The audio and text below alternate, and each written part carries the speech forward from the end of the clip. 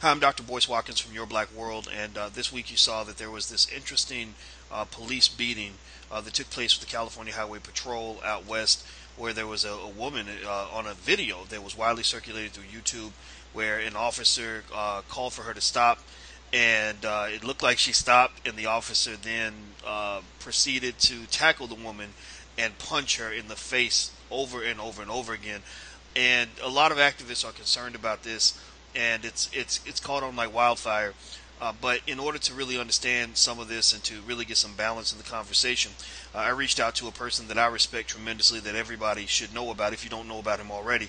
His name is Ken Williams. Ken is a 20-year veteran of the police department in Brockton, Massachusetts. He's now retired from that, and he's now working as an expert witness in many lawsuits, including wrongful death suits. His website is kwillservices.com, KWILL services.com. And I've got Ken on the line. How you doing today, brother?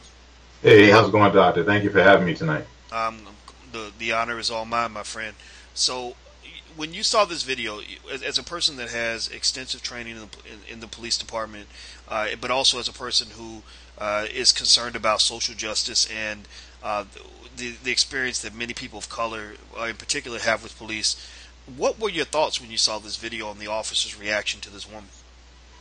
I mean, this video is unbelievable in terms of when we discuss use of force and the amount of effort required by police to compel compliance by a person that they presume to be unwilling or an unwilling subject. This is extreme. This is excessive force. We have this young woman or woman who is walking down the road and don't understand particularly what the officer was engaging her for, but nonetheless, I mean, the amount of effort that the officer used to gain, basically arresting her was truly excessive. Interesting. Well, in the video that I'm going to try to get a copy of the video and put this with our video so people can watch it and see it for themselves. In the video, the officer tackles a woman and he punches her repeatedly, and then another person comes by to help, and the person actually ended up being an off-duty plainclothes officer. And the statement issued by the California Highway Patrol to USA Today is that the officer was forced to take the pedestrian under arrest in fear of the pedestrian and the officer's safety. A physical altercation ensued. And that's pretty much all they said at this point. And the officers have been put on administrative leave as they investigate. So, I mean, is there anything that you've seen or heard anywhere that might have justified what this officer was doing to this woman? I mean, what is it? I mean, I don't live in a world where we should believe that there are a large percentage of officers who just enjoy beating the hell out of people. Like, I just don't believe that. Now don't get me wrong. I believe that there are officers who might abuse their authority, who might break the law. We've seen that, but I would think that an officer who's concerned about the public backlash, the fact that there are witnesses to this, would at least think twice before he engages in this punching campaign. In your 20 years of experience on the police force and things that you've seen, not just in your experience but from your fellow officers, what do you think could have been happening that might have in any way even remotely justified what was going on in this particular video? There are very few scenarios that I could foresee to justify that type of use of force. If the release of public information is that this person was walking in the roadway and wanted to be in a danger, want to harm themselves or harm others, that is a snippet of information. The problem is that when police officers engage citizens and citizens are no longer being defiant, if the action by the police officer is to effect an arrest or to protect themselves or others from harm or death, this young woman, when she was on the ground, she was defenseless. And the escalation to pounding her while she's on the ground had no purpose because she had already given up. She was on the ground. So when you parse this out and you look at the totality of everything, what happened in the very beginning that is not on the video is one episode. What happened while the woman's walking away from the officer is one snippet, and then what we see on the ground with the pounding to the woman's head is another snippet. But the problem for the police in this scenario is this: you can't use excessive force to compel a person into compliance when the person has given up. This young woman, she is on the ground.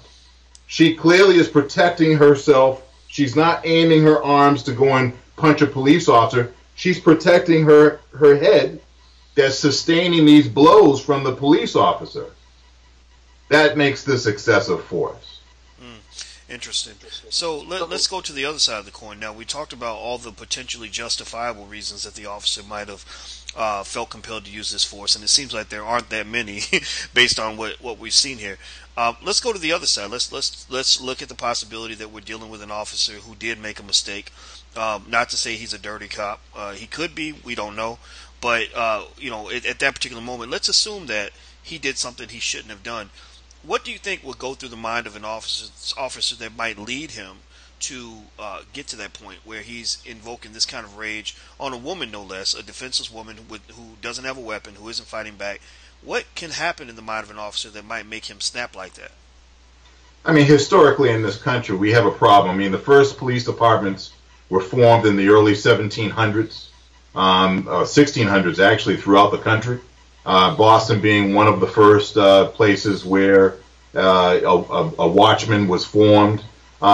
Historically, when we look at the perspective over the time continuum from that point to today, we can see where we have officers that are supposed to be they're supposed to be law abiding, they're supposed to protect and serve the citizens, but we have a history of police officers in this country using their authority and abusing their authority principally directed towards people of color. And that is something that we can't shake in this country in terms of a historical perspective. So the fact that we have people from the community who live in a community that are being hired to work in a certain profession doesn't mean that because they're in that profession they lose some of the biases that they may have grown up with in that community. So a police department and the type of force and excessive force and abuses and misconducts that take place by members in uniform are just a microcosm of what's taking place in the overall community. You can't have it where a police department is a great police department, has great community service programs, interacts very well with everybody, and the rest of the community is in somehow disrepair as far as racism and hatred, bigotry, and all these other things that are longstanding in the community.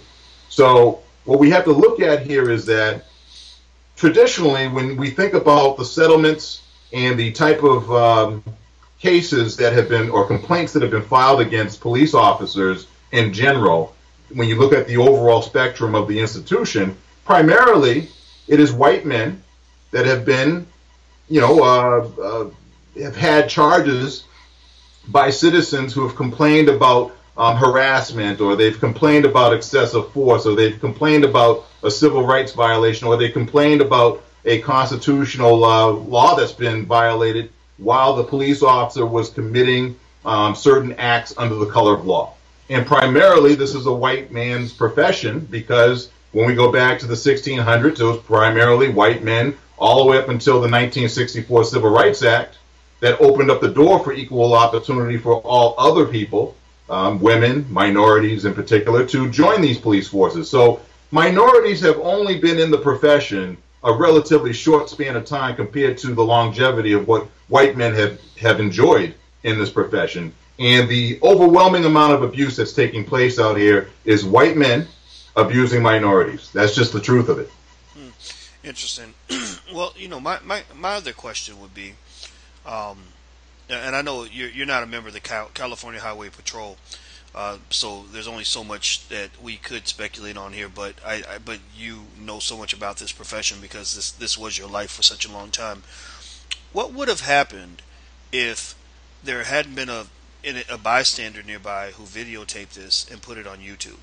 What if there was no video and you only had maybe an eyewitness file a complaint, or let's say that the woman files a complaint and she has a witness corroborate her story. Let's say she has no witnesses. Do you think that the officer may have felt comfortable doing what he did because he never thought it would explode on YouTube the way that it did? What's the role in YouTube in all of this, you think?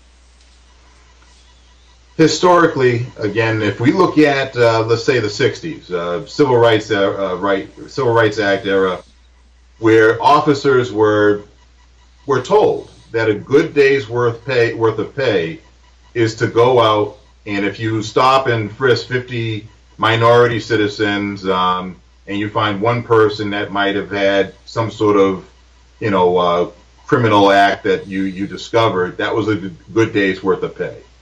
The problem with law enforcement is this. I'm a retired law enforcement officer. There's a proper way to conduct yourself. There's a proper way to conduct an investigation.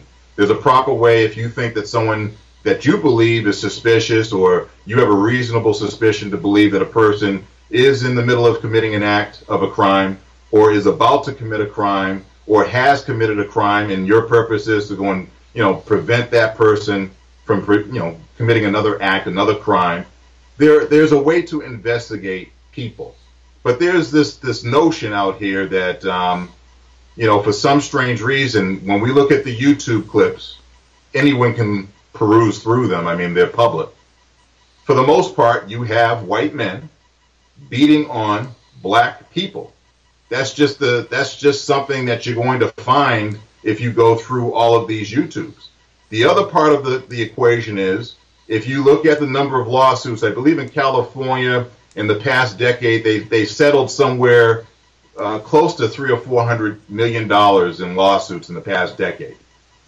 Principally, when you look at the taxpayers that are footing the bill for the excessive force by these officers, who are primarily white, being committed against people who are minority, or people who are poor, or people who are incapable at that time of stopping and preventing that type of abuse, but they did file a complaint. The overwhelming number of these cases are white men taking advantage of minority citizens. And that's just it's the reality.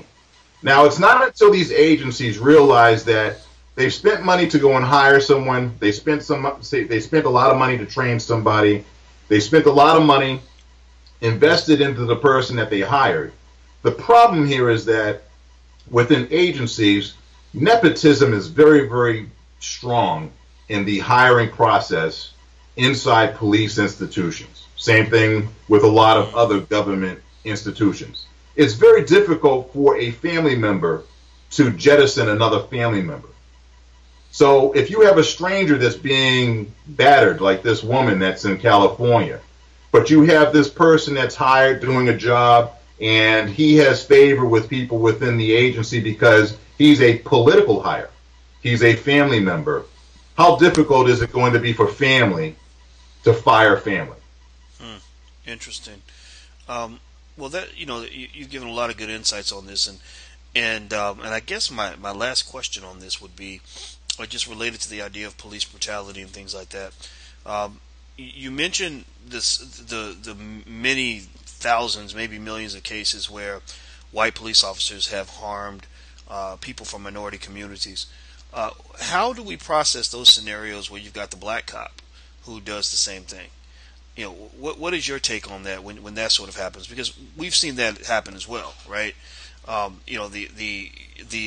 Just you can go back to the plantation where you've got the overseer that might be even more brutal than the original slave master.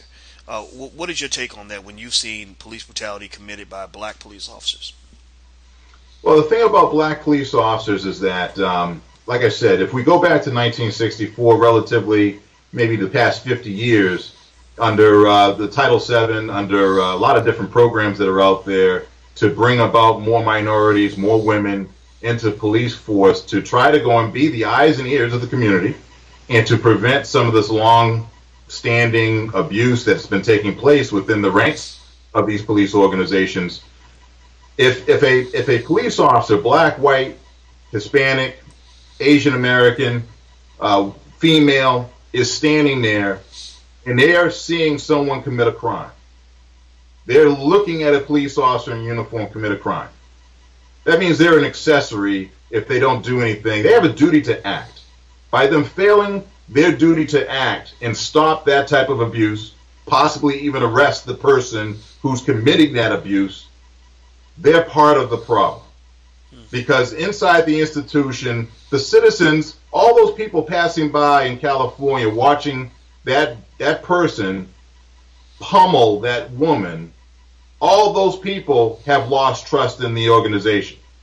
All those people are going to be sitting there saying, wow, you know what?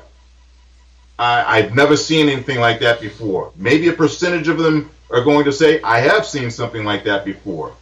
But the whole thing is this: YouTube, video, the ability to go and record these things and memorialize them is a game changer since Rodney King. In that particular case, even with the video, even with the fact that there were these officers that were beating this man who, in their eyes, committed a crime, he didn't want to stop for them and stuff like that. That is a good example of, does the excessive force at the end of the stop, basically by saying, because this person committed a wrongful act and now they're compliant, they're stopped, they're now following orders, they're now about to get arrested or be arrested, does that mean at that moment in time that people get a chance to take whatever frustrations, whatever stress that they were under out on that individual as they take them into custody? My answer is no, because we have laws in this country, and when we get people, in front of a judge and in front of a jury, you get a chance to go and have punishment, which is a sentencing if you can prove your case. There's no reason for a woman or a man, a white person or a minority citizen, to be pummeled like that in public or in private. It's just bad policing. Interesting. Yeah, that all makes perfect sense. And and I'll end by reiterating that I'm not big on trying to bash the good police officers that are out here, but I think that most of us would agree that there are systemic issues that need to be addressed. And in this particular case, I think the community should demand answers, which they are, and it'll be interesting to see what those answers are. Well, everybody, this was Mr. Ken Williams. His website is kwillservices.com. That's KWILL services.com. I want to say thank you so much for your time, Mr. Williams. I really appreciate it. Thank you, Doctor. And I'm Dr. Boyce Watkins from Your Black World. And until we meet again, please stay strong, be blessed, and be educated. We are gone. Peace.